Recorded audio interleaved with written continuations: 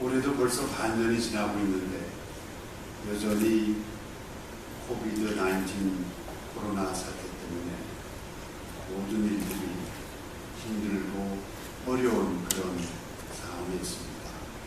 그런데 사실 우리가 현재의 어려움을 한번 뒤집어서 생각해 보면 지금 한참 어려운 미국이 전체적인 국민 소득이 마이너스 5%가 됐습니다. 마이너스 5%라는 건 굉장히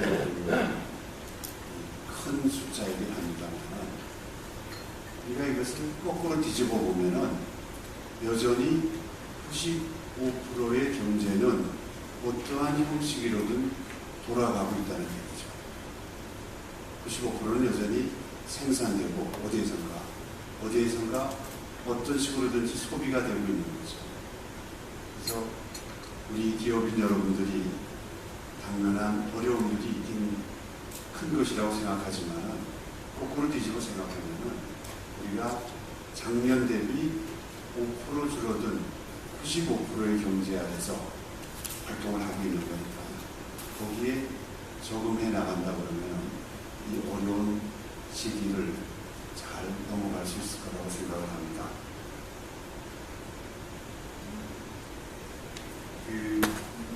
오늘의 이제 연사님께서 팬데믹에 대해서 자세한 말씀을 좋은 말씀을 해 주시리라고 믿고 있습니다만 팬데믹이라는 게 어떤 분 말씀대로 하면은 2차 대전 때 불란서가 만들어놨던 마지노선 비슷한 거를 느낄 때가 있습니다. 마지노선이라는 게 참호를 굉장히 넓게 깊게 파는 거 아니겠습니까? 탱크가 못 들어오게. 그런데 새로운 무기가 발견이 되고 발명이 되고 또 새로운 전술을 가지게 되니까 그것이 다 무용지물이 되어버렸던 거죠.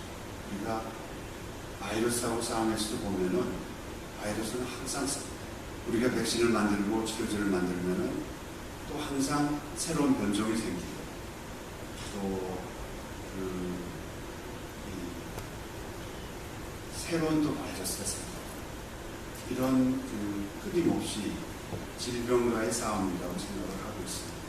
그래서 오늘 우리가 당면한 문제가 어렵고 그것을 이제 어떻게 해체 나가야 되느냐는 것을 그런 지혜를 오늘 연사이신 김명자 의장부터 전임 장관님한테 잘 듣도록 하겠습니다.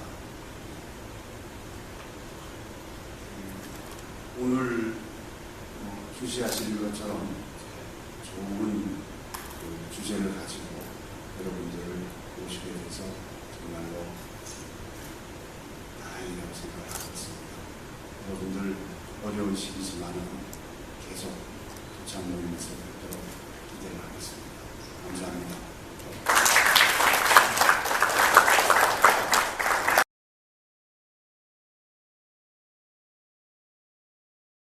다음은 이제 연사 소개가 있겠습니다. 오늘은 주신세계토건회 회장님이시면서 본 포럼의 이사를 맡고 계신 김준환 회장님께서 김명자 전 장관님의 양력을 소개해 주시겠습니다. 여러분 큰 박수 부탁드립니다.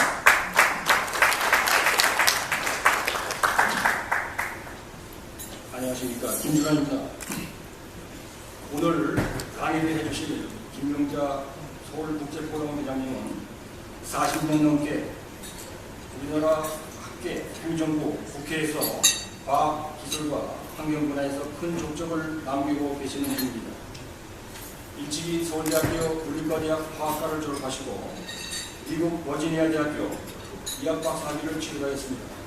학위 취득 후 귀국하셔서 숙명여자대학교 교수로 재직하셨고 김대중 대통령 정부에서 환경부 장관으로 임명되어 1999년 2월부터 2003년 2월까지 국민의 정부 최장수 장관으로 재직하셨습니다. 그 후 제17대 비례대표 국회의원으로 국방위원회 감사, 국회 윤리특별위원장을 지내셨습니다. 2016년 한국과학기술단체 총연합회 50년 사상 최초의 여성회장으로 선출되셔서 최근까지 300여 회의 포럼을 출연해 오셨습니다. 현재 서울국제포럼 회장으로 계시면서 한국환경관리원 이사장, 국민포럼 이사장, 중소벤처기업 부장관 자문위원, 서울대학교 총장 자문위원, 카이스트 총장 자문위원, 베이징 소재 아시아의 인프라 투자은행 국제자문관 등 30여 개 국내 기관에서 활발한 정책 자문을 하고 계십니다. 뿐만 아니라 일반인들이 과학기술과 환경 문제에 대해 이해를 높일 수 있도록 다양한 저술 활동을 해오고 계십니다. 이러한 과학기술의 저변 확대와 사회 기여에 대한 공로로 담고 싶고 되고 싶은 과학기술 인상 등 많은 주요 대상을 수상하신 기록을 갖고 계십니다. 최근 발간하신 팬데믹과 문명에서는 이번 코로나 사태의 원인과 대응 방안에 대해 다각적 관점으로 정황해 주시고 계십니다. 오늘 강연에서 코로나 팬데믹이 가져올 변화를 예측하고 어떻게 대처하고 준비해 나가고 또 나아가 주도해 나갈 것인가에 대한 고견을 제시해 줄 것으로 보입니다. 그럼 김 회장님을 정중히 간상으로 모시겠습니다. 큰 박수로 맞이해 주시기 바랍니다.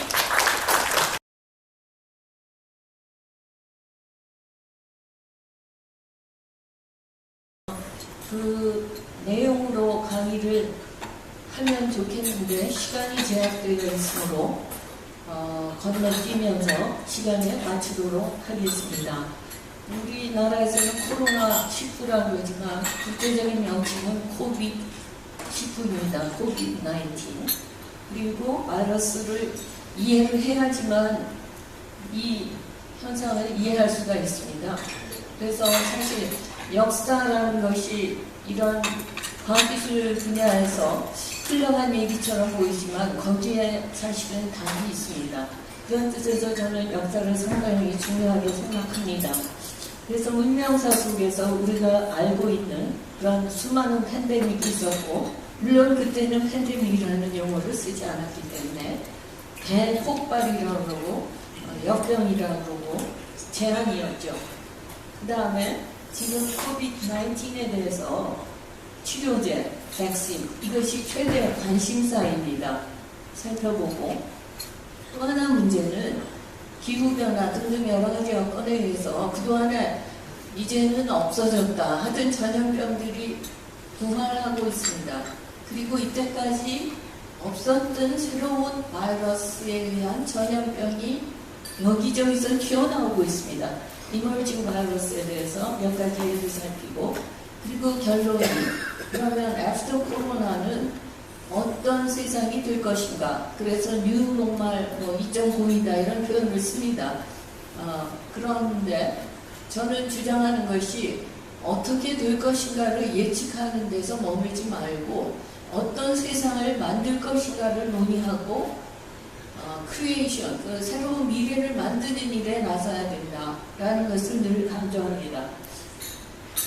네, 지금 현재 1000만 넘었습니다. 네. 그런데 미국, 영국 이런 데가 참 이번에 민낯을 드러냈는데 초라하기 짝이 없었습니다. 그 원인은 여러 가지 들 수가 있죠. 왜 2번씩 나왔나? 이상하네. 참 이상하네요. 제가 그림 설명할 시간이 없어서 그냥 건너뛰겠습니다. 지금 계속 많이 일어나고 있는 것하고 저 화면을 풀로 잡아주시면 좋겠네요. 저 위에 거 없애고. 네. 코로나 바이러스가 지금 관심사이기 때문에 이거는 간단히 설명을 드려야 될 것 같습니다. 지금까지 알려진 코로나 바이러스가 23가지입니다. 그 중에 7가지가 사람을 감염을 시킵니다. 나머지는 동물 감염이죠. 그런데 4가지는 이미 감기처럼 우리가 계속 지금 겪고 있습니다. 60년대 나와가지고 계속 감기처럼 여기 박스를 친 4가지는 하고 있는데, 앓고 있는데, 그런데 그 중에 3가지가 독종이 나왔습니다. 2003년, 2002년 말에서 2003년 사르스, 그리고 2012년, 13년, 우리 경우 2015년에 메르스, 그리고 2019년 중국에서 2020년 코비드19, 코로나 바이러스 디지즈 2019, 세 가지가 지금 독점입니다. 근데 대체로 새로 나타나면 독점입니다. 바이러스. 그런데 독점이면 치사율이 높죠. 숙주를 죽여버리면 자기도 죽습니다. 바이러스도. 그래서 금방 소멸이 되죠. 그러니까 시간이 지나면서 어떻게 진화가 되냐 하면 오래 사람 죽이지 않고 그냥 골탕만 먹이면서 오래 끌면서 전파를 많이 합니다. 그러면서 자기도 살아남아서 제가 지금 바이러스를 의인화하고 있지만 사실 의인화는 아니죠. 근데 결과적으로 그렇게 진화가 된다는 것이고 항상 모든 경우에서 사스, 메르스, 코비드-19의 경우에 코로나, 코비드-19 그 바이러스를 찾아보니까 사스 코로나 바이러스의 2세대예요. 사스를 일으킨 코로나 바이러스, 사스 코비의 2세대입니다. 변종이 나오죠. 그런데 이게 모든 경우에 다 박쥐 얘기가 계속 나옵니다. 그러면 박쥐가 분명히 관계는 있습니다. 그런데 이 세상에 박쥐가 전복이 포유류의 20% 이상이 박쥐입니다. 지구상에. 남극을 제외하고 다 살고 있습니다. 그런데 유일하게 하늘을 나는 포유류입니다. 그러면서 몸속에는 5,000가지 이상의 바이러스를 갖고 있습니다. 박쥐가. 근데 자기는 앓지 않아요. 그 중에 500가지를 중국에서 바이러스를 분석을 했습니다. 그래서 지금 여기서 보시는 것처럼 참 놀라운 능력을 가졌어요. 근데 그 중에 특히 박쥐가 갖고 있는 60여 종의 바이러스가 사람에게 위험하다. 근데 하늘을 난다고 했는데요. 이때 박쥐의 체온이 40도로 올라갑니다. 비행을 해야 되기 때문에. 그래서 우리가 보통 바이러스가 이게 어떻게 될 거냐를 예측하면서 처음에는 바이러스는 25도가 넘어가면 맥을 못 추니까 여름 되면 사라질 거다. 그리고 남반구로 가서 남반구 겨울에 퍼질 것이다. 이렇게 예상을 했는데 온도라는 것이 절대적인 요인은 아니라는 연구가 또 막 나오고 있습니다. 60도에서도 걷는다는 얘기인데 이 바이러스를 보시면 박쥐 몸에서 이미 40도에 살아남도록 진화가 됐거든요. 물론 왕성하게 증식은 못합니다만 서바이브 합니다. 그러니까 기온하고 절대적인 관계는 없다 하는 결론이 되죠. 제일 궁금한 거 앞으로 어떻게 될 거냐입니다.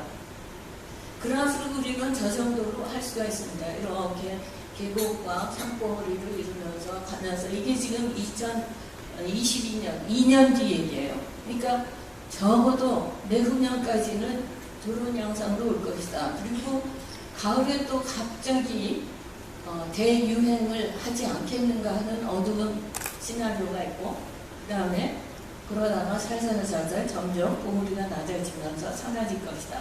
그런데 1918년에 이른바 스페니쉬 플루라고 하는 데서 first wave, second wave, third wave 사이에 저렇게 큰 커브에 변화가 있었습니다.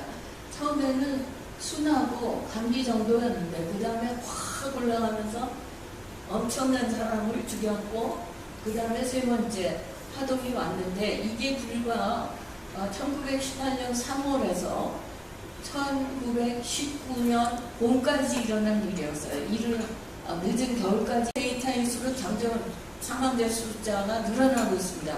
5천만 명 죽었다 그랬는데 지금은 1억이라는 수치도 나오고 있고요. 1918년 세계 인구가 18억이었습니다. 네, 파동 시나리오를 제가 다시 말로 한 건데 결국은 이미 코로나 바이러스 4가지는 우리가 감기로 앓고 있다고 그랬죠. 독감처럼 주로 겨울, 왜 겨울에 많이 도는지 아십니까? 독감을 왜 많이 걸리느냐? 사람이 환절기, 겨울에 면역력이 떨어집니다. 사람이. 가장 중요한 것은 전염병에서 가장 중요한 것은 나의 면역력입니다. 그리고 그 면역을 도와주는 게 백신입니다. 그 면역을 키우는 10가지 준수사항이 있죠. 이렇게다. 그 중에 첫째가 잠입니다. 그리고 제일 마지막에 뭐가 있냐면 소셜 액티비티, 소셜 릴레이션십, 사람 사이의 관계, 이게 좋으면 면역이 크다는 겁니다. 그 중간에 술 많이 마시지 마세요. 뭐 비타민 섭취하세요. 운동 적당히 하세요. 이런 게 다 끼어 있고 여러분 잘 아시는 그런 내용입니다. 그러니까 지금 어떻게 될 거냐? 계절성 유행 가능성, 계절 독감처럼 될 가능성이 있다. 근데 문제는 신종이기 때문에 아무도 이걸 알아본 적이 없어서 면역을 가진 인구가 없거든요. 집단 면역이 생기려면 시간이 상당히 걸리고 그동안에 희생자가 많이 나온다는 거, 그걸 겪어야 한다는 게 고민입니다. 그 다음에 지금 사르스는 다행히 잡았어요. 근데 이번 사스 바이러스와 코로나 바이러스가 그러니까 코비드-19의 사스코브2 바이러스가 80%, 79.5% 일치합니다. 근데 사르스를 잡았기 때문에 금방 이것도 잡을 수 있지 않을까, 이러이러한 조치에 의해서. 그런데 성질이 달라요. 사르스는 아주 중증 염증이 일어났을 때 막 전파를 시켰는데 얘는 무증상까지 나오고 있죠. 처음에 무증상이 뭐 어떻다 그랬는데 WHO는 무증상은 very rare, 매우 드물다 이렇게 했다가 연구 결과가 또 한 20% 내지 40%는 무증상에서 퍼뜨릴 수 있다, 이런 결과가 나오고 있습니다. 지금 진행형이기 때문에 우리가 정확한 팩트를 여기서 얘기할 수는 없는 그런 시점입니다. 그래서 사르스처럼 사라져주면 참 좋겠는데, 메르스는 또 중동에, 이게 엔데믹이라고 해서 중동에서 계속 남아있는, 계절하고도 상관없이 그런, 말하자면 국토병이다 이렇게 부르고 있거든요. 그러니까 어느 패턴을 따를 것이냐 하는 것은 신종이기 때문에 요거랑도 비슷하고 저거랑도 비슷하기 때문에 겪어봐야 한다, 이게 답이 되는 거죠. 결국 문제는 치료제, 백신 개발입니다. 그리고 국가의 의료 시스템이 어떻게 되어 있느냐, 그리고 그 보험 등 제도. 그러니까 당분간은 이 피지컬 디스턴싱, 물리적으로 거리두기, 사회적 거리두기라는 거에서 사회적인 문제가 있다, 이 용어로 사용하는데, 아리스토텔레스가 사람은 사회적 동물이라고 그랬는데 사회적은 틀렸다, 피지컬 디스턴싱이 맞다, 이렇게 얘기를 하고 있는 거죠. 가장 중요한 것은 면역이다. 저기 보면은 위키미디아에 지금 팬데믹 뭔가 거기 HMP가 있습니다. 인체 면역 결핍증, 그게 팬데믹으로 규정이 되어 있고요. 그 다음에 역사상으로 정말 엄청난 팬데믹이었는데 그때는 그렇게 부르지 않았기 때문에 저런 경우들이 있고, 더 앞으로 걱정이 되는 게 뭐냐면 박테리아에 대해서 우리가 항생제를 개발했기 때문에 안심을 했어요.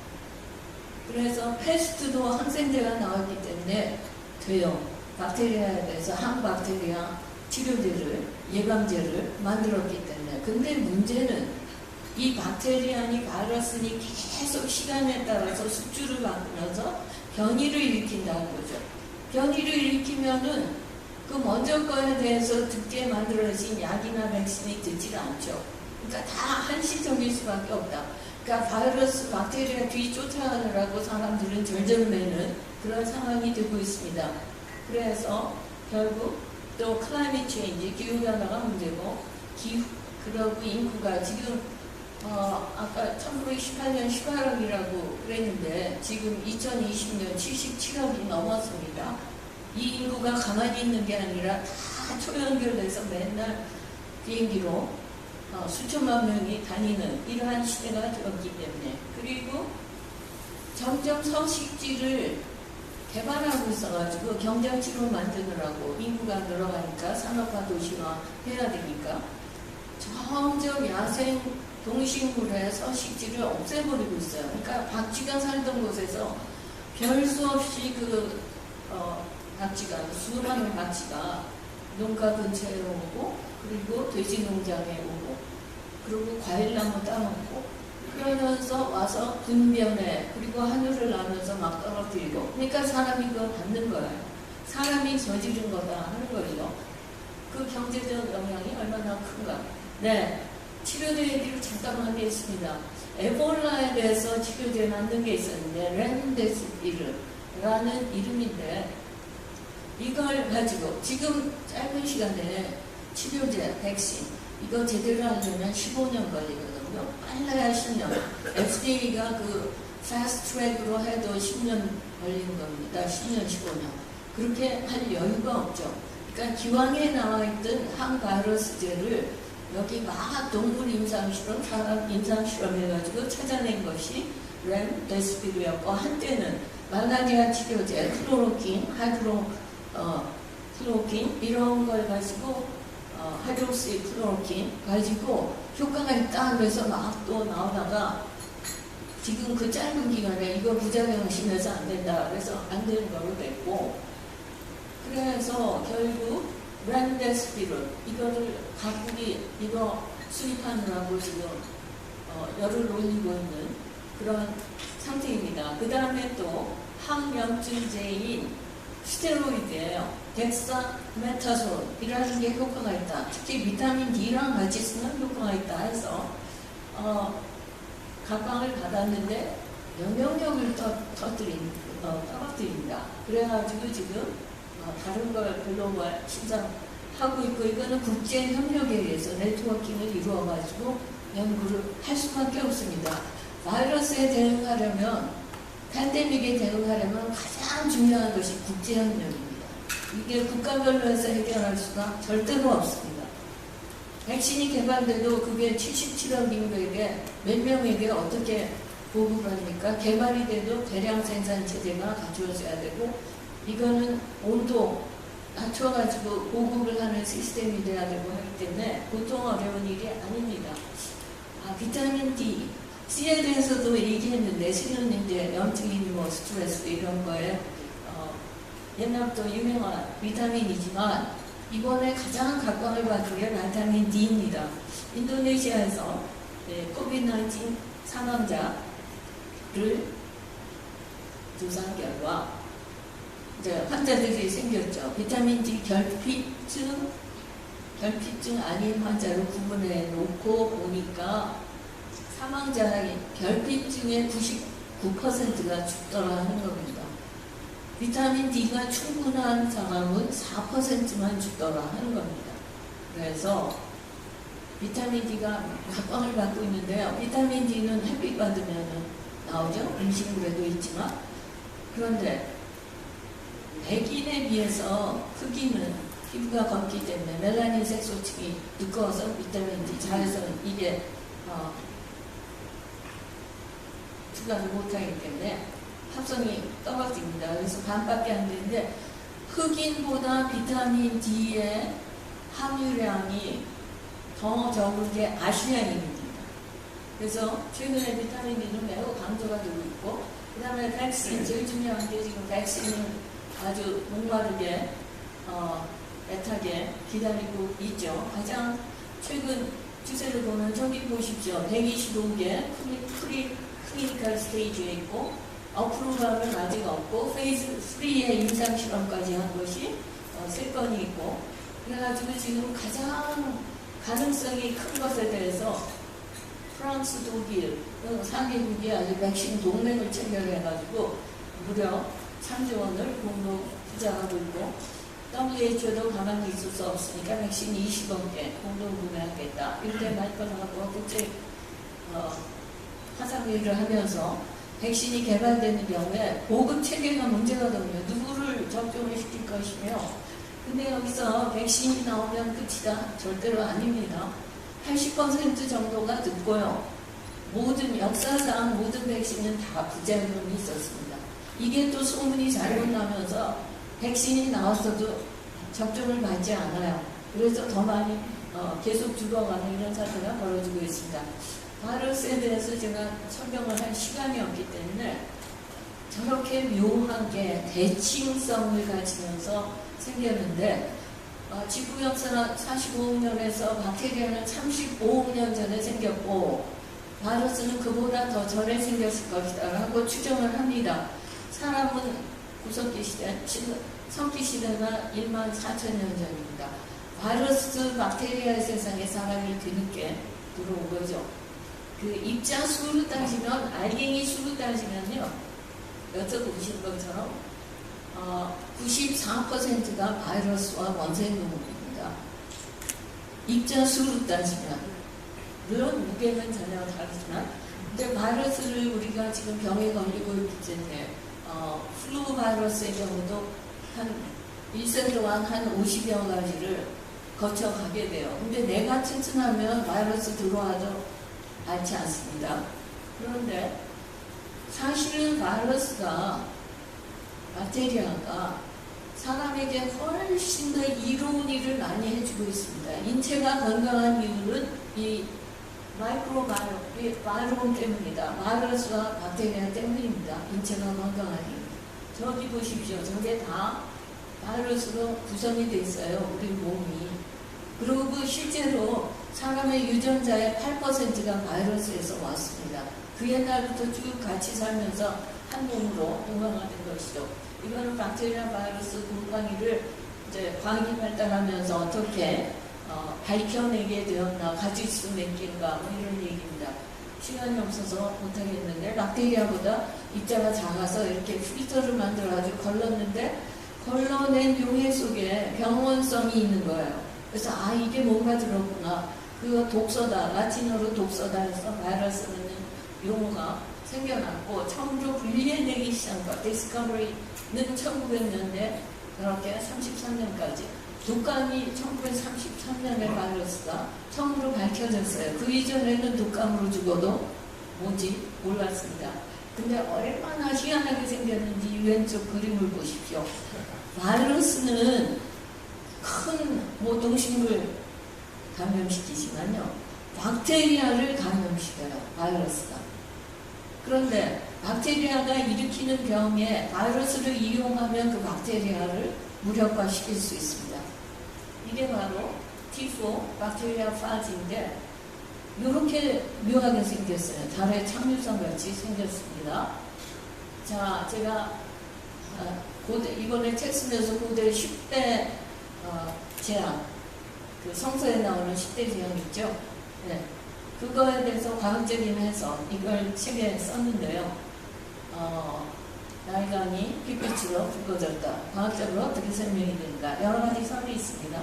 그 다음에 두 번째로는 개구리가 왕궁까지 쳐들어가죠. 그 다음에는 벼루, 해충이 창궐합니다. 이건 전염병을 의미하는 거죠. 그 다음에 야생동물이 다 죽습니다. 그 다음에 사람들이 독한 조기, 천연두, 홍역 이런 것도 다 합쳐진 겁니다. 그래서 동물 할 것 없이 저게 지금 다 천연두로 저렇게 앓고 있는 거고요. 그 다음에 7번째는 우박이 떨어지고 그러면서 이제 불이 나고, 여기에서 제일 중요한 자연적인 요인은 화산 폭발입니다. 산토리니, 4개의 해역에 있는 산토리니의 화산이 대폭발을 하면서 몇 년 동안 이집트가 그 영향을 받은 것이고, 거기에 이제 플러스 해가지고 다른 자연적인 요인들 해가지고 결국 10대 재앙이 생긴 겁니다. 그 다음에 메뚜기 떼. 지금 인도에서 메뚜기 떼 수십만 마리가 또 덮치고 있는데요. 하늘을 까맣게 물들고 있는데 또 메뚜기가. 그 다음에는 완전히 암흑 세상이 됩니다. 이거 역시 산토리니 화산 폭발로, 대폭발로 설명이 됩니다. 그 다음에 10번째, 이 파라오가 자기 아기 죽는 걸 보고 결국 모세에게 출애굽을 허락을 했다가 다시 또 마음이 바뀌어가지고 추격을 하지 않습니까? 근데 장자, 동물에서도 첫 번째 태어난 게 죽었다. 이것을 어떻게 설명하는가? 몇 가지 이론인데 시간 관계로 생략합니다. 자, 역사에서 대유행 전염병 정리를 했습니다. 저기서 쭉 가면은 전쟁이 터진 중에 전염병 발생해서 전쟁에 패하고, 왕도 죽고, 그리고 가장 참혹했던 것이 14세기 패스트고, 그런데 역사적으로 제일 오랫동안 인류 문명을 괴롭혔던 것은 천연두입니다. 스모우박스, 홍역 이런 게 다 같이 따라다녀요. 네. 콜레라 빼놓을 수 없습니다. 그래서 이렇게 중요한 것들에 보이는 것은 그 사건들을 보여주는 사진 자료입니다. 람세스가 5세가 죽었는데 나중에 그 미이라 머미를 분석을 해보니까요. 천연두가 죽었더라. 그 다음에 자료들이 있습니다. 네, 기후하고 관계된다. 저는 이제 환경 이후에 이제 강연을 하면서 기후변화 강연을 하면서 사실 제가 전염병을 했기 때문에 이 책을 쓰는데 이유가 됐고, 제가 무엇보다도 이제 과학자 출신으로서 이 세계가 케이오스에 빠진, 패닉에 빠진 이 바이러스 공포에 의해서 패닉에 빠진 이 상황에서 좀 정보를 알리는 것이 중요하겠다는 어쩌면 저만의 그런 사명감이라고 그럴까요? 그런 걸로 책을 석 달 만에 쓰게 됐습니다. 지금 말씀드린 패스트, 제일 참혹했다 그랬는데 이걸 보면은 그때 기후변화가 4개가 닥칩니다. 그때 그 시기가. 그 이전에 가장 문명이 편안하게 살던, 그래서 바이킹도 이때 아주 융성을 하는데 기후변화로 해서 소빙하기로 들어가는 게 바로 패스트가 창궐하는 시기하고 꼭 일치합니다. 그리고 스페니쉬 플루가 생겼을 때도 그 3년 전에 3년 동안 4개가 닥쳤어요. 이렇게 되면 기온이 그렇게 평균에서 떨어지면 사람은 면역력이 약해집니다. 근데 쥐니 이런 것들은 벌칙력이 빠른 것들은요 막 번식을 하거든요. 그러면서 기운을 바이러스를 다 식어 나르는 겁니다. 그래서 쥐, 벼룩이 패스트를 나눈 거예요. 전 세계로 아시아 상선 타고 오고 뭐 등등등등 여러 경로로 해서 죽였습니다. 쥐는요 검은쥐, 갈색쥐, 뭐 아시아에서 갔다 오는데 이게 3년 동안에 300만 마리를 만든대요. 네. 그러면 저만의 그런 사명감이라고 할까요? 그런 걸로 책을 석 달 만에 쓰게 됐습니다. 지금 말씀드린 패스트, 제일 참혹했다 그랬는데 이걸 보면은 그때 기후변화가 4개가 닥칩니다. 그때 그 시기가. 그 이전에 가장 문명이 편안하게 살던, 그래서 바이킹도 이때 아주 융성을 하는데 기후변화로 해서 소빙하기로 들어가는 게 바로 패스트가 창궐하는 시기하고 꼭 일치합니다. 그리고 스페니쉬 플루가 생겼을 때도 그 3년 전에 3년 동안 4해가 닥쳤어요. 이렇게 되면 기온이 그렇게 평균에서 떨어지면 사람은 면역력이 약해집니다. 근데 쥐니 이런 것들은 벌칙력이 빠른 거거든요. 막 번식을 하거든요. 그러면서 기운을 바이러스를 다 식어 나르는 겁니다.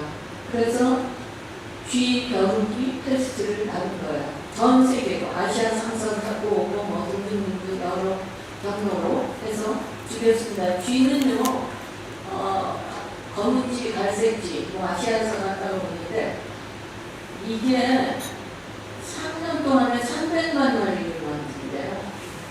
네. 자, 그래서 이렇게 됐고, 그 다음에 또 빼놓을 수 없는 게 문명이 놀랍겠다는 거죠. 전염병에 의해서 문명이, 차단한 문명이 놀랍겠다. 아즈텍, 잉카, 마야. 마야는 그 이전에 클래식 고전 마야는 멸망이 되지만 다시 15세기, 16세기에는 스페인이 가죠. 스페인 문명이 가죠. 천연두 등등등등 여러 가지예요. 한 가지 아닙니다. 그걸로 다 망했다는 거죠. 그런데 그때 꼭 기어드는 게 기후변화가 있습니다. 이상한 기운이 있습니다. 자, 논문이 나왔어요. 고전 뒤에 마야가 900년경에 300만 명의 훈련이 다 사라졌고요. 그 찬란했던 마야문명, 수학에 기반한 마야문명. 그 이유는 이상 기후변화, 가뭄 때문이었다. 계속해서 가뭄이 넘치면서 농사를 못 짓고, 그래서 결국은 먹을 게 없어지고 그러면 꼭 기후변화, 흉장, 기근, 그 다음에 꼭 따라오는 게 뭡니까? 전염병이에요. 그 세 가지는 그야말로 3종 세트입니다. 현대나, 고대나, 중세나 예외가 없습니다. 네, 제가 마약 분야에 너무 관심이 많아가지고 옛날부터 이거 쭉 들여다봤었는데, 마약 문명은 스페인의 수자가 프란치스코 수자가 1949년에 마약에 가가지고 이 미신이라고 해서, 왜냐하면 미신적인 게 많거든요. 카톨릭에 누르고. 그래서 모든 책을 다 없애버립니다. 코덱스를 다 없애버리고 모든 자료들을 다 없애버리고 딱 3번이 났습니다. 그리고 여기에 나온 디에고드 란다가 마약 공부를 해가지고요, 자기가 책을 써요. 거기에 마약 문명에 대한 기록이 남아있는 거, 그걸 가지고 학자들이 다 뒤지고 다니면서 마약을 이해하게 된 겁니다. 지금 현대가 이해하는 마약. 그리고 콜럼버스가 1492년에 아메리카를 가죠. 그때도 연구들 가잖아요. 천연두, 홍역 등등. 그래가지고 그 원주민들은, 인디언들은 면역이 없었기 때문에 처음 겪으니까. 그래서 몰살을 해요 또. 그런데 콜럼버스가 계속 또 돌아오고 하는데, 그때 매독을 가져갔다는 거죠, 유럽으로. 근데 최근에는 또 매독이 그 전에 유럽에도 있었다. 그러나 분명한 것은 콜럼버스가 유럽으로 돌아가면서 매독을 가져와서 거기서 막 퍼진 것도 사실입니다. 그리고 잉카, 아즈텍 문명 다 그랬고요. 저기 보시면은 인플루엔자도 있고, 디부스도 있고, 심지어 항열병, 옐로우 피버도 있습니다. 그렇게 해서 유명이 변화있고 콜럼버스 얘기 여기 했고요. 그러면은 이제 문명사에서 그걸 살펴본 다음에 여기 어디에다 지금 20세기에 얼마나 많이 무슨 전염병으로 죽었나 하는 것을 이 자료를 쭉 정리를 했습니다. 아래쪽을 주목해 주세요. 다 인플루엔자입니다. 인플루엔자라는 용어가 어디서 나왔냐면 인플루언스, 영향을 미치다. 그래서 나온 겁니다. 18세기 이탈리아에서 쓰기 시작해가지고 인플루엔자가 됐는데 무슨 영향이냐 하면 19세기까지도 18세기, 17세기까지도 과학 이론이, 의학 이론이, 전염병에 대한 이론이 매우 뒤떨어졌죠. 지금 우리가 오늘 수준으로는 미신이었습니다. 그래서 저 행성의 대열, 그게 하늘에서 지구에 나쁜 영향을 미쳐서 나쁜 영향을 미친다. 그래서 독감이 그 역병이 돈다 해가지고 인플루엔자가 이겁니다. 저기 보면 앞으로 굉장히 독감이 위험합니다. 특히 조류 독감, 요즘에 H1N1이라는 거. 이게 굉장히 그래가지고 2009년에 또 신종플루라고 해서 한바탕 복부에 휩싸였는데 H1N1이 이제 변이를 일으킨 겁니다. 스페니쉬 두부가. 그래서 H1N1이 붙는 저게 가장 또 문제가 되는 게 닭, 이런 조류입니다. 근데 닭이 야생조류에게 또 전파를 해요. 야생조류가 이쪽에 주기도 하지만, 그리고 돼지, 소는 별로 없어요. 근데 돼지하고 조류, 닭이 문제인데, 시간이 없어서 그냥. 여하튼, 이게 전부 다 인플루엔자가 동물에서, 가축에서 올라온 건 그중 하나 특징이 있습니다. 처음에 올라온 짧은 기간 동안 굉장히 독하다고 했죠. 그리고 오래 지나요. 많은 사람이 죽고 난 뒤에야 이제 바이러스가 순환적으로 진화를 그렇게 하는 거죠. 빨리 퍼뜨린 건 그 독한 거는 죽어버리니까 없어지면서 약한 변종들이 살아남는 겁니다. 진화라는 게 그렇습니다. 독감 지금 세계적으로 65만 명이 해마다 죽어버리고 있습니다. 평균치입니다. 그래서 다시 또 이 수치를 보면은 독감이 굉장히 중요했다는 걸 알 수가 있고, 전체 사망자가 보세요. 여기 인구 10만 명당 사망자입니다. 10만 명당의 사망자를 보면 1918년에 얼마나 그 피크가 갑자기 올라가는가. 전체 사망자 수에 감염자 사망자 수 그래프를 비교한 것이 저렇게 됩니다. 네.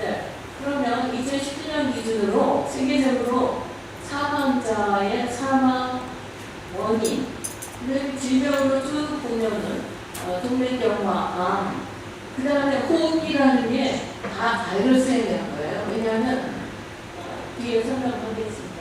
호흡기를 공격을 해요. 점막을 공격을 합니다. 그래서 여기 화살표하고 둥그렇게 한 것들, 이게 다 바이러스에 대한 겁니다. 바이러스와 박테리아에 대한 것입니다. 그래서 전반적으로 얼마나 위험한가 하는 것을 이 그래프가 보여주고 있고, 어디다 대고 잘 안 들어가는 이유는 이래하네요. 지금 14세기 패스트에이딩 많이 아시기 때문에 제가 세 가지 종류가 있고, 림프절, 폐, 그 다음에 혈액이, 그러니까 폐혈증, 그 세 가지가 있습니다. 갈수록 아주 높여서 치사율 100%, 90%입니다. 옛날에 저 젊은 옷을 입었어요. 이거는 프랑스의 디자이너가 18세기에 디자인한 건데, 까마귀 뿌리, 뭐냐면은 그 속에 향물질이 들어있어요. 왜냐하면 아로마 테라피, 이때는 모든 병의 원인이 다 나쁜 공기 때문이다 라고 생각했기 때문에 아로마 테라피를 썼고, 그래서 향물질이 속에 있는데 실제로는 그 시체의 썩은 냄새를 맡는데 도움이 된다는 것입니다. 네, 신화관계로 가면 이게 있습니다. 그 다음에 콜레라, 이거 수인성인데 이것을 영국에서 결국 발견했고요. 말라리아가 아직까지도 정말 판명이 되지 않고 있습니다. 여기 보면 말라리아 컨트롤을 위해서 각국, 그 다음에 재단이 얼마나 많이 자금을 모으고 있는가 하는 것이 나옵니다. 학질이라고 그러죠. 하늘지어가 그렇게 정말 지긋지긋한 30조당 한 명이 죽었다 할 정도로 그렇게 말라리아는 높겠고, 지금도 그렇고, 이걸 폭력하고 말라리아가 구분이 안 됐었는데, 그걸 구분한 이슬람 라제스라는 과학자가 있었고, 의학자가 있었고, 우리나라에도 전염병 기록은 뭐 예외가 없이 다 번졌었기 때문에 우리나라에도 폭력 등등, 그리고 혈액, 인플루엔자, 2928 보면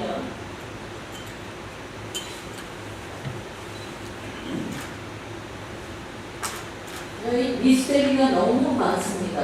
우선 무엇이 원인이었나, 그 다음에 그 미스테리 중에 하나가 사실 이것만 해도 몇 시간짜리 강의가 되어야 될 정도로 이 1928 스토리는 굉장히 풀리지 않는 수수께끼였습니다. 지금 이제 나타나기 시작하지만 그 다음 보면 하나 중요한 게, 모든 병은, 전염병은 유자하고 그룹입니다.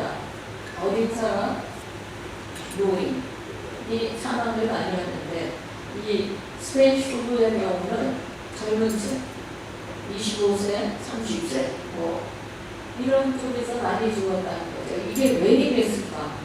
뭐 여러 가지 있습니다. 전쟁 때문에 이거는 결코 팬데믹이 병이 아니었는데, 감염병이 아니었는데, 전쟁 때문에 군사들이, 병사들이 1918년에 미국이 1차 세계대전에 참전하면서 유럽으로 갔죠. 미국에서 생깁니다. 캔자스주 병력에서. 그래서 날아갔죠. 다 퍼졌죠. 스페인에는 늦지막히 들어갔어요. 근데 다들 양쪽 진영은 전시 고도 통제를 했습니다. 차기 떨어뜨린 거. 스페인은 중립국이었어요. 유일하게. 이쪽 저쪽에 무기도 팔고 그래서 이익을 얻었습니다. 근데 전시보도 통계가 없다 보니까 휴문에 후유 발생한 거에 대해서 보도를 냅니다. 그래서 스페니쉬 플루가 됐습니다. 전혀 스페인에서 생긴 게 아니었어요. 다른 거였어요. 그런데 저렇게 젊은이가 죽은 거에 대해서는 뭐 결핵균하고 겹쳤다. 그 다음에 참모전인데 그 위생이 너무 처참하게 나빴다 등등의 이유를 들고 있습니다. 그 중에 하나가 사이토카인 폭풍이라는 게 있습니다. 이게 병균이 들어왔다는 면역체계가 건강한 사람은 과도작동을 하는 겁니다. 그래가지고 면역체계가 정상세포를 죽여버려서 그리고 HN 시리즈가 위험하다 하는데 H가 18가지가 있고요. N이 11가지가 있습니다. N은 효소입니다. H는 단백질입니다. 그런데 저게 뭐냐면요. 바이러스가 여기 세포들, 이 점막들 들어갈 때 숙주세포에 여기 돌기가 있는데 거기를 딱 맞춰가지고 세포 쪽으로 쏙 들어가요. 무생물 상태인데 들어가서 그 대사에 끼어들어가지고 자기 후손을 만들어냅니다. 그래서 숙주세포로 침입하는데 열쇠가 H 단백질이에요. 그 다음에 거기서 후손 만든 다음에 밖에 나와야 되잖아요. 그 세포를 두고. 그때 그 단백질을 분해하는 효소들과 그걸 끊어줘가지고 얘가 나오게. 그렇게 해서 막 온몸으로 퍼지고 이제 다른 숙주로 넘어가는 겁니다. 근데 종류가 이렇게 많아요. 이것들 사이에서 막 컨비네이션이 되면서 지금 어디까지 갈지가 알 수가 없다는 겁니다. 그래서 이게 제일 위험해요. 그냥. 네, 그런데 이제 약을 만드는데, 그 다음에 또 개발을 해내고요. 이게 꼭 내성이 생긴다는 말씀이죠. 그래서 어떻게 하냐면은 컨비네이션 테라피를 씁니다. 할 수 없이 하나 쓰다. 타미프루도 부작용도 많았고 내성 생겼어요. 그게 하나 가지고는 안 돼요. 다 컨비네이션 테라피로 가게 됩니다. 백신 개발 연구기, 그 다음 우드, 제너 우드, 그 다음 폴리오, 이 바이러스 백신 얘기는 꼭 해야 되는데 이 소크가 1955년에 백신을 개발하면서 특허를 안 냈습니다. 기자들이 물었어요. 왜 특허를 내지 않습니까? 태양에게 특허를 냅니까? 이걸 다 공급해야 된다. 그래서 쌍의 도움이 됐어요. 지금 이 COVID-19에서도 필요한 건 이겁니다. 그게 개발이 된다고 해서 그 비싼 값이라든지 또는 가난한 나라들, 가난한 사람들에게 혜택이 가지 않는다고 하는 이런 불평등은 또 다른 커다란 삶들을 야기시킬 것입니다. 실제로 전염병 때문에 폭동난 경우 많아요. 러시아는 그렇고 북한도. 네, 백신의 개발에 대해서 쭉 얘기하는 거고, 홍역 백신이요. 백신이 저 앞에서 보신 것처럼 저런 게 다 전액도 그렇고 말라리아도 개발이 됐는데, 그다음 백신에 대해서 인식이 상당히 지역마다 다릅니다. 위험하다고 생각해서 백신 접종을 안 하고 실제로 안 할 시기가 있어요. 또 그러다가 병이 터지면 할 수 없이 다 맞고 그래서 뭐 고소장 접수되고 이런 사례가 많습니다. 그래서 그동안 백시네이션 커버리지가 아니면 TB의 경우 제일 많이 89%, 백신이 개발된다고 해도 그걸 다 접종하고 있는 건 아니다 하는 것을 알 수가 있습니다. 문제는 새롭게 계속 바이러스가 또 나타나고 있다. 그래서 그냥 지금 여기서 보시는 것처럼 여러 가지가 나오고 있습니다. 연기 피부에서부터 그다음 지역적인 특성으로 갖고 있습니다. 옐로우 피버라는 거, 황열병, 얼굴이 노래져요. 그래서 바이러스고 그다음에 지카 바이러스, 머리가 작아져요. 그다음 펜드라, 이볼라라는 게 아주 치명적이고 이볼라에 대해서 영화 나온 게 이제 그 원형 이볼라에 대해서 나온 게 아웃브레이크. 그래서 지금 또 HIV 인체 HIV는 잠복되어 있는 기간에는 증상이 없어요.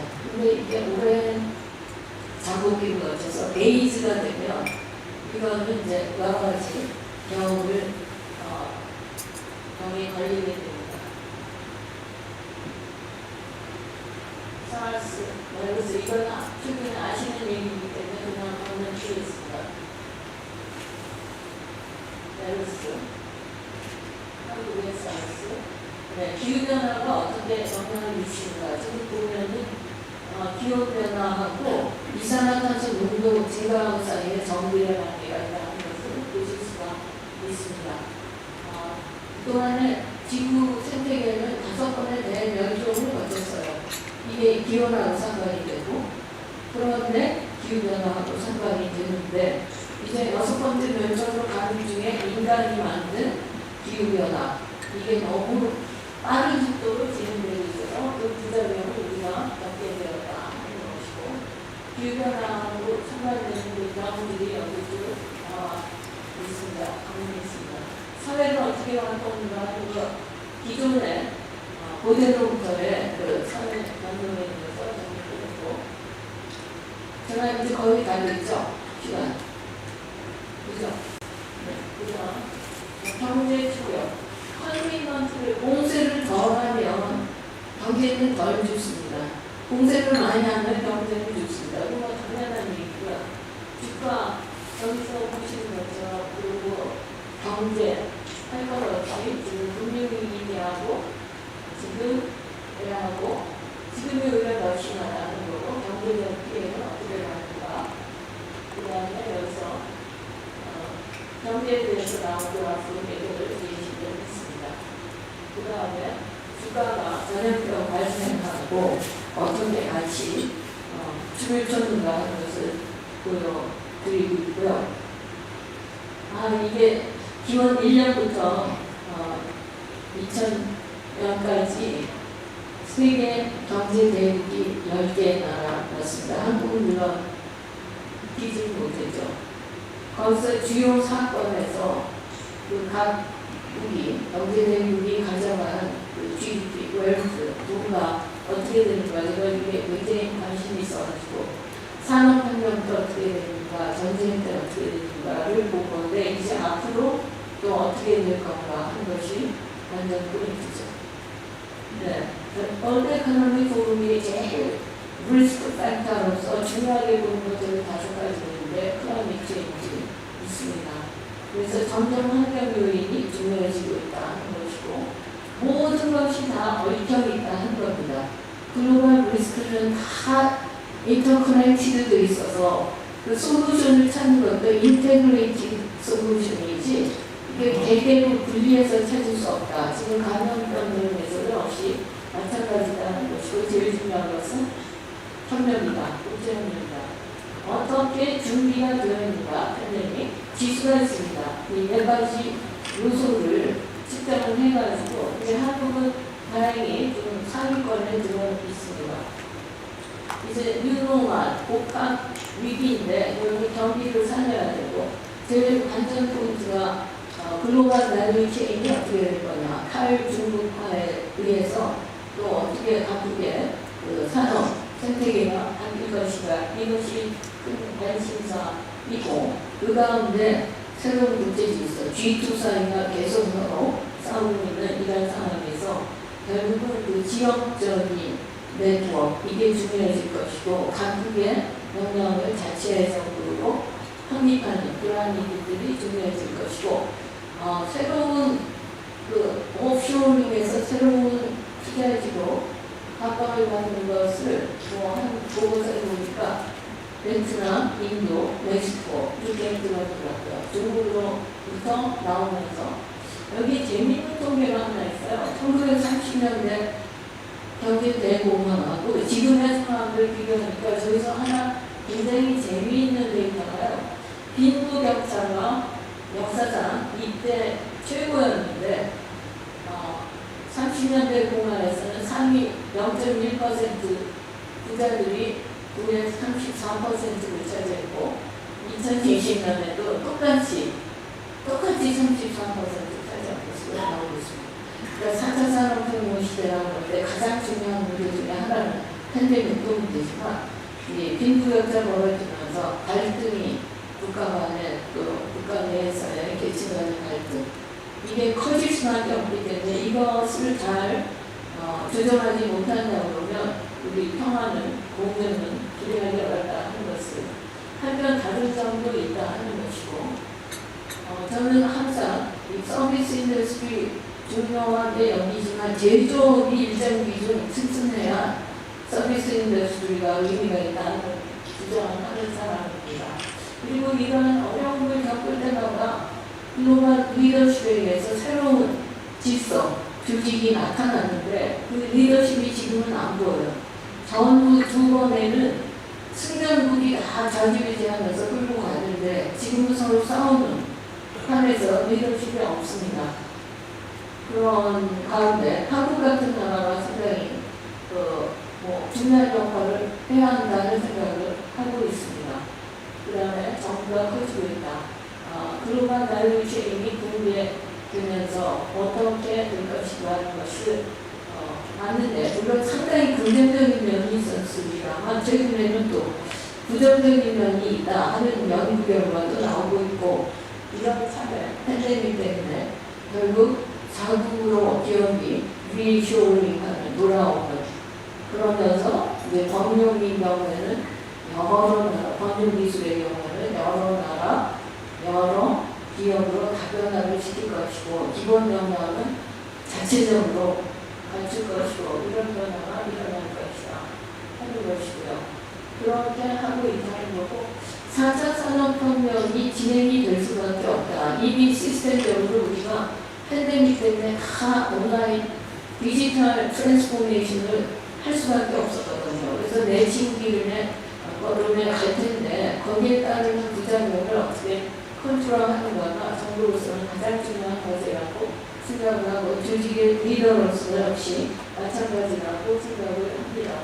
그리고 이제 비대면 시대와 팩트 시대에서 모든 게 다 바뀌기 때문에 이 중에 하나 주목되는 게 디지털 화폐, 각국이 디지털 화폐를 만들어내고 있고 이걸 위해서 지연 금융 죽일 것이고 탈세 트랜스포메이션과 맞물려가지고 다른 형태로 좀 활성화될 가능성은 있는데 이 SNS의 그 폐해 이런 거 그런 것이 과연 어떻게 윤리적으로 정리가 될 수 있을까 하는 것이 여전히 변수로 남아 있습니다. 제가 시간을 넘긴 것 같아요. 그죠? 네, 그냥 여기서 마치고 질문을 한두 개 해주시면 답변을 하도록 하겠습니다.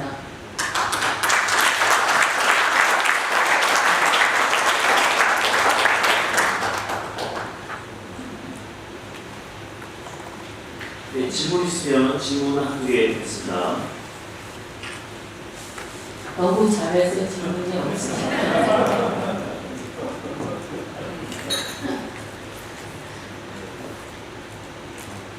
시간이 너무 지나서 네네 손 드신 분이 계시나요?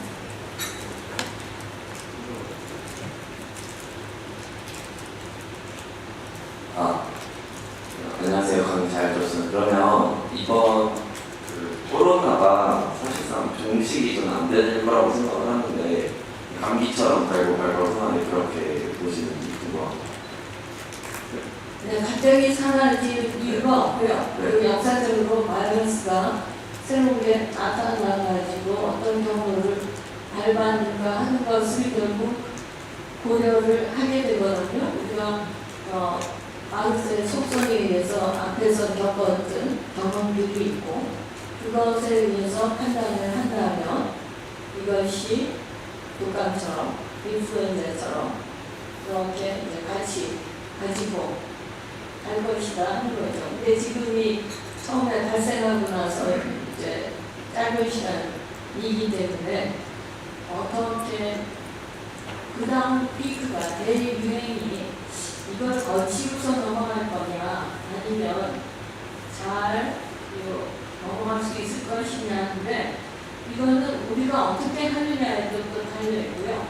의료 체계가 굉장히 중요하죠. 사실은 지금 만약 감기에 대해서, 독감에 대해서 다 진단 키트로 했다고 한다면 얼마나 나왔을까? 이런 학자조사에서 그런 것도 나옵니다. 진단 키트가 과연 얼마나 정확하게 검사를 한 것이냐에서부터, 왜냐하면 일부를 보는 거거든요. 그래서 그 다음에 그러면 다른 바이러스에 대해서 만약 이런 식으로 진단 키트로 검사를 했다고 그러면 뭐가 얼마나 더 있었을까? 이런 질문도 있습니다. 그래서 매우 바이러스 종류 자체가 너무나 많고 그 속에서 우리가 살고 있는 것이기 때문에 불확실한 게 맞죠. 근데 지금 이것이 새로 생겼고 문제를 일으키고 있기 때문에 연구 연구에 집중적으로 하면서 의료 체계가 이것을 감당을 할 수 있느냐 없느냐가 굉장히 중요하죠. 다른 중환자들이 이 코비드 환자 때문에 치료기회를 입원할 기회 있는 것, 이건 굉장히 중요한 문제거든요. 왜냐하면 병상수가 인구 10만 명당 형편없는 나라들이 숱하게 많거든요. 그래서 이게 한 나라의 문제가 아니라 이제 전 지구적 차원에서 본다면 굉장히 다른 여건들이 잘 갖춰져야 이 고비를 잘 넘어갈 수 있다는 것이고, 거기서 국제협력 매우 중요한데 지금 선진국이 저렇게 더 성적이 더 나쁘다는 것, 이게 상당히 의외죠. 의외에서 그런 대로 넘어갈 수 있으리라고 생각을 합니다만 우리 시기에 대해서는 좀 불확실성이 있죠. 2년쯤은 오는 것 같아요. 예, 네? 네. 질문하겠습니다. 예, 한국협상학회 회장이고 조정계 교수 한명규 교수인데요. 네. 이 한 시간만이 일정한 4년 졸업치의 규칙을 들어서 고맙고요. 근데 중간에 그냥 소확하게 질문 하나 하면 네. 백인이 아까 비타민 D가 유리한 건 이해가 되는데 네. 그럼 우리가 황인종이면 중간쯤은 될 것 같은데 네. 그럼 우리가 더 흑인보다 더 취약할까? 네. 그건 잘 이해가 안 됐어요. 그게 이제 통계상 그렇게 나왔더라고요. 저도 좀 의외성이 있었는데, 우리가 햇볕에 대해서 서양 사람들하고 좀 다른 것 같아요. 우리는 햇볕을 많이 피하죠. 양산도 쓰고 SPF도 여성의 경우에 그 자외선 차단제 많이 바르잖아요. 하다못해 의료에도 다 자외선 차단제 넣고 이런 세상이 되다 보니까 그런 문화적인, 사회 문화적인 요인하고 관계가 있지 않겠는가. 햇빛에 얼마나 노출되는가. 서양 사람들은 그냥 하는 걸, 햇빛이 그렇게 많지 않은 계절도 있고, 그래서 뭐 여러 가지 그 여건에 따라서 그런 전통이 생긴 거겠지만 우리가 좀 햇빛을 상당히 피하고 그런 경향이 있고, 뭐 식품 섭취하고도 또 관계가 밀접하게 있고 하니까 그런 노인들에 의해서 그런 결과가 나온 것이 아닌가 싶습니다. 비타민 D를 섭취하라는 얘기를 몇 년 전부터 의학 분야에서 좀 나오고 있어서요. 네. 잘 들었습니다. 미국 상대를 하시고 그 질병하고 의사들 사이에서 비타민 D3가 아주 강력한 네. 지금까지 본 것 중에서 렘비르시브하고 그거보다 강력하다는 얘기가 있는데 혹시 동의하시는지 네. 비타민 D3가 네. 코로나19에 강력한 대응 수단이 될 수 있다는 얘기를 들었어요. 본식으로 나온 건 아닌데 네. 그래서 혹시 맞는지 네. 비타민 D3가 비타민이라는 게 원래 정의가 몸 속에서 합성이 되지 않는 거거든요. 그래서 음식으로 섭취를 해야 되는 건데 음식이 저렇게 그 음식 산업화에 의해서 알짜 영양소들을 다 제거하는 산업 공정을 거치게 되잖아요. 뭐 패스트푸드나 다 그 가공 식품이라는 것이 다 그 공정을 거치면서 이 비타민이 상실이 되기 때문에 결국 보조제로서 막 그냥 비타민 온갖 종류가 다 나오게 되는 그런 상황이 됐죠. 근데 몇 년 전부터 연구 결과가 사람들이 비타민 D 결핍증이 상당히 크다 해서 보충제로 먹는 거를 했는데 이번 경우에 보니까 그게 아까 제가 자료하나 말씀드린 것처럼 이거는 분명하다. COVID-19의 경우에 비타민 D의 효과가 크다. 그 아까 말씀드렸죠. 그러니까 이거하고 다른 약한 치료제 이것도 컨비네이션 테라피로 쓰라는 그런 얘기도 나오고 있는데 단 지나치면 모자라나 못하다 이 말이 여기도 해당이 되거든요. 그러니까 얼마 이상은 이게 지용성이잖아요. 얼마 이상은 해롭다 하는데 과연 나한테 그 얼마 이상이 나한테 어떻게 해당이 되는 건지는 또 다 다른 거예요. 그러니까 너무 많이 먹어도 안 된다. 그리고 비타민 D가 원래 부족했을 경우에는요. 그리고 뚱뚱한 팻이 많은 경우에는 비타민 D 보충제를 먹어도요. 이게 지용성이라 먼저 지방 주식에 가서 다 따지는 거죠. 그 다음에 이제 필요한 비타민 D로서 역할을 한다 이겁니다. 그래서 사실 그거는 개인에 따라서 얼마를 먹어야 적정량인지 많이 먹으면 또 나쁘다는 거고 그래서 그거는 간단한 문제는 아닌 것 같습니다. 네. 네, 저는 한국보건정보정책연구원 상임본부를 수행하고 장관님 오늘 굉장히 폭발적이고 전반적인 거에 대해서 강의를 들었는데요. 한 가지만 질문드리겠습니다. 지금 WHO에서 백신 치료 후보 분출 123개 정도를 지금 결정을 하고 있다는 정보를 들었습니다. 그리고 지금 미국에서는 5개 제약회사, 모더나, 존슨앤존스, 아스트라제네카, 파이자 이렇게 해서 5개를 선정을 했고요. 우리나라에서도 좀 많은 정부에서 지원을 받아서 개발을 하고 있는데 우리나라의 백신 개발 상황에 대해서 간략하게 질문드리도록 하겠습니다. 이사님. 우리나라도 바이오가 최근에 와서 굉장히 활발하게 움직이고 있고요. 그리고 IPI, 국제 백신 연구소가 또 우리나라에 유치가 됐죠. 그런데 지원하는 국가는 상당히 제한되어 있는 것이 좀 아쉽긴 한데요. 여하튼 그 진단 키트에서 우선 한국이 상당히 앞서가는 실적을 보여서 유명해졌고 백신 연구도 활발하게 진행이 되고 있지만 원래 우리의 그 제약회사의 역사를 보나 그 바이오 연구 분야의 전통을 보나 우리가 미국이나 다른 독일 같은 나라를 따라가기에는 굉장히 전통이 짧은 거죠. 그렇기 때문에 역시 저는 이거는 거대한 그 국제 협력 체계로 해서 이 문제는 풀어야 된다. 근데 저는 아주 강력한 소신입니다. 1개 국가가 각각 따로따로 하지 말고 이거는 정말 공공재로 해서 이 시대, 이 팬데믹 시대 21세기에 해야 될 일은 정말 중요한 일을 국제협력에 의해서 국제협력 프로젝트에서 이 문제 해결하자는 것이 저는 계속 얘기하고 있는 겁니다. 그러니까 우리나라도 우리 혼자서 하기에는 역량이 선진국에 앞서갈 수 있다라고 본다면 그건 조금 발신이 될 수가 있으니까 국제협력 네트워크에 잘 들어가서 그런 걸 만들면서 우리도 개도국의 입장도 반영할 수 있으니까 그런 네트워크를 잘 만드는 그런 개도국의 대표국가로서 그런 걸 만들어서 정말 인류 모두를 위해서 기여할 수 있는 그런 훌륭한 모델을 하나 이때 만들면 좋겠다는 게 생각입니다. 근데 돈 트럼프가 어느 회사에다가 어떻게 하고 이런 식으로 하는 거는 그건 정말 해서는 안 될 일이라고 생각합니다. 세계 지도자라면 이거 전체를 생각해야 한다고 생각합니다.